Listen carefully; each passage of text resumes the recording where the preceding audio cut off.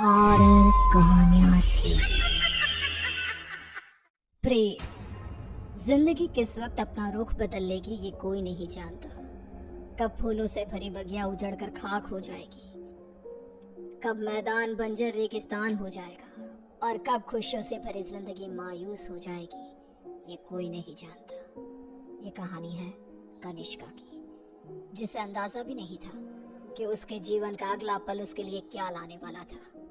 एक ऐसा अंधेरा जो हमेशा के लिए उसकी खुशियों को खा जाने वाला था। मम्मा, तुम कब से तैयार हो रही हो और कितनी देर? जल्दी चलो ना, हम लेट हो जाएंगे। अभी आई लाडो, बस 2 मिनट, साड़ी तो पहनने दे।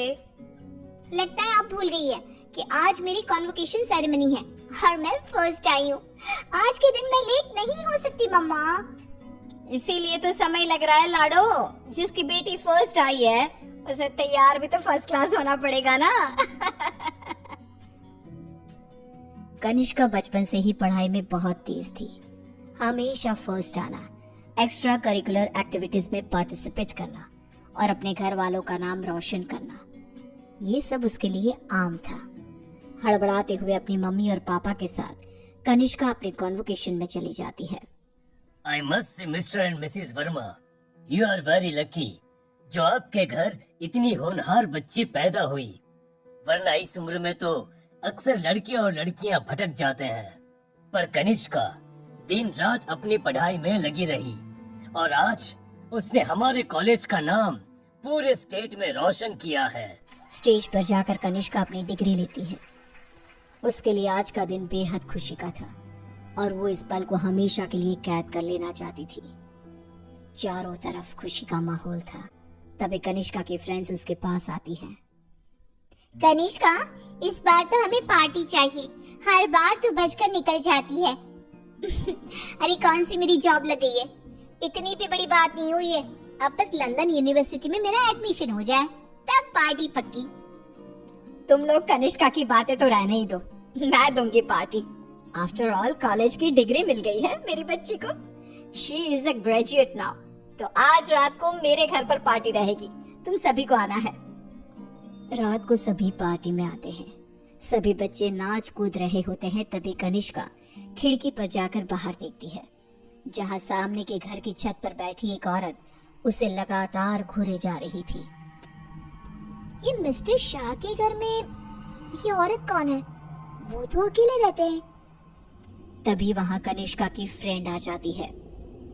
तू यहाँ रात को बाहर तारे देख रही है क्या? चल ना, सब कितना एंजॉय कर रहे हैं। कनिष्का नेहा के साथ चली तो जाती है, पर उसे बहुत अजीब महसूस होने लगता है, मानो कोई सदियों पुराना दुख उसकी आत्मा को याद आ गया हो। ये अचानक मुझे रोने का मन क्यों कर रहा है? और ये स्मेल कहाँ से आ रही है? मम्मी, मम्मी, लगता है कोई पार्टी में नॉनवेज ले आया है। Are you gone mad, Kanishka? We all know कि तुम्हारी फैमिली वेजिटेरियन है। तो ये सड़ी हुई मछलियों का गंध कहाँ से आ रहा है? क्या मजाक है ये कहकर कनिष्का जोर जोर से चीखने लग जाती है। कनिष्का की आवाज सुनकर गौतम वहां आता है। ड्रामा मत करो कनिष्का, बस इसी कारण से ही मैं पार्टी वार्टी पसंद नहीं करता। चलो जाओ जाओ अपने कमरे में। सभी अपने अपने घर चले जाते हैं और इसके बाद कनिष्का का बिहेवियर और भी खराब होता जाता है। रात को 3 बजे अचानक उठकर कनिष्का दीवारों से बातें करने लगती है। उसकी आवाज सुनकर रीना भागते हुए आती है। अरे बेटा, इतनी रात को तुम यहाँ पर क्या कर रही हो? और दीवार को देखकर किससे बात कर रही हो लाडो? कोई नहीं है यहाँ। रीना कनिष्का को सीने से लगा लेती है।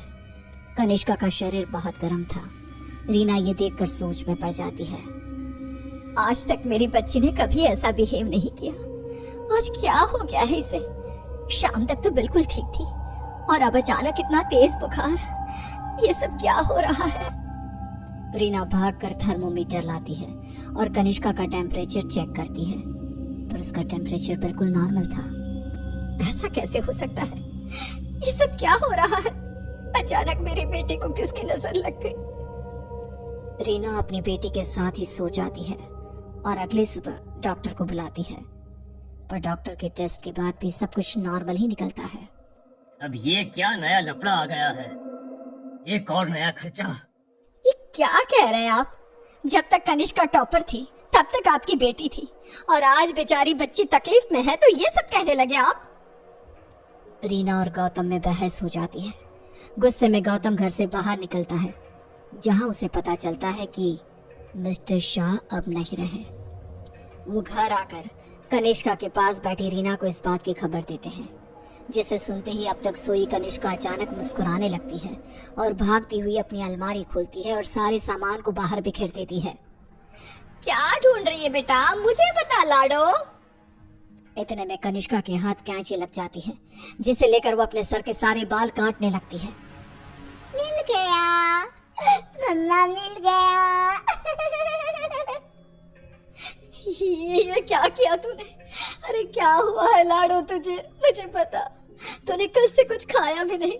कुछ खा ले बेटा, कमजोर हो जाएगी। पेट भर गया है, कितनी उल्टियां भी की मैंने, पूरे की पूरी शाह को खाकर बैठा हूँ मैं। खाकर बैठा हूँ?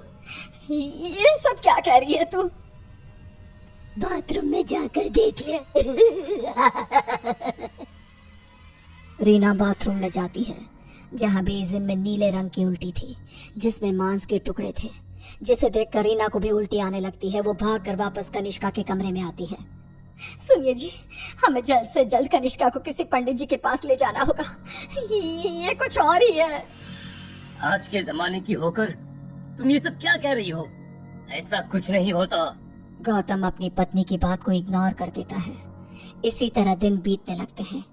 भूखी रहने के कारण अब कनिष्का के शरीर की हड्डियां भी दिखने लगती है। उसकी आंखों के नीचे काले गड्ढे आ चुके थे। अब मैं किसी के नहीं सुनूंगी, बहुत हुआ। रीना अपनी जान पहचान के एक पंडित जी को अपने घर पर लेकर आती है, जो कनिष्का की हालत देखकर ही समझ जाते हैं। बच्ची की हालत बहुत खराब है, इसे मैं नहीं संभाल पाऊंगा।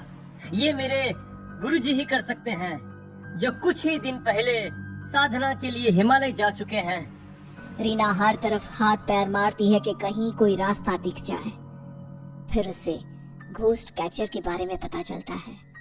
डूबते को तिनकी का सहारा समझ रीना उनकी टीम को भी अपने घर पर बुला लेती है, और वो लोग कनिष्का से पूछताछ शुरू कर देते हैं। क्यों आई हो तुम और कौन हो?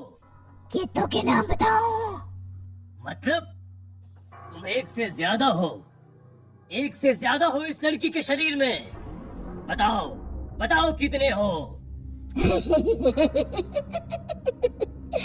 हम 42 प्रेत हैं।